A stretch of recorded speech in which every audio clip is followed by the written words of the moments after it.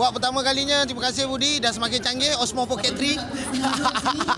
Dan alhamdulillah pengambilan duta ni sebenarnya dia bermula daripada tahun lepas lagi, keinginan daripada Tuan Muzaffar Jekyll, adiknya, iaitu yang memang menginginkan saya dan keluarga ni pada tahun lepas. Tapi mungkin tak kesampaian sebab kita dah mula dengan brand yang satu lagi. So dia menyampaikan hasratnya pada tahun ini. Kami menerima dengan berbesar hati. Pada mulanya dia nak ambil saya seorang, tapi saya cakap dengan package yang sedia ada, kita sekaliguskan dengan harga yang sama dengan keluarga sekali. Sebab momentum saya sebab dalam edisi keluarga adalah Nabil Ahmad saja. Dia nak ada satu lagi edisi keluarga, iaitu saya dan keluarga lah. Kemunculan pula dengan perangainya si Tiara ni, dan kemunculan secara tiba-tiba rumah saya dia tiba-tiba sap.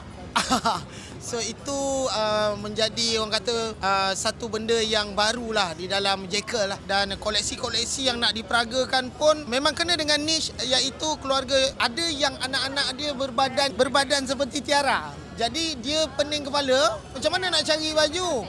Jadi dengan adanya Tiara, itulah wujudnya Jekyll mengambil kami sebagai duta lah. Baik, alhamdulillah dari sudut saya tak ada masalah dan juga orang rumah. Tapi sudut Tiara dia untuk anak-anak. Pada mulanya kita try and error, saya tak nak dia dibuat untuk dia. Tapi kita nak baju yang sedia ada di-alter sedikit di lengan dia, supaya kita nak bagi educate kepada orang luar. Kalau ada berbadan anak macam saya, anak saya ni, boleh gunakan baju yang bersaiz besar tapi alter sikit. Itu saja. Dan ada juga saiz-saiz yang Jekyll dah keluarkan saiz-saiz dia. Penceritaan tentang keluarga kami itu sebenarnya yang memperkuatkan lagi untuk Muzaffar Jekyll approach kami untuk ambil sebagai duta lah. Jangan lupa pergi Jekyll, harga murah-murah. Dah memang tiap-tiap minggu, tiap-tiap bulan, kadang 2 minggu sekali ngadak Jekyll kan. So dia dah tahu dah apa benda yang nak dibuat. Ingat kain, ingat Tiara. Itu depan bos selalu dia buat tu. Ingat kain, ingat Jekyll, insyaAllah. Okey, Assalamualaikum warahmatullahi wabarakatuh. Terkejut saya.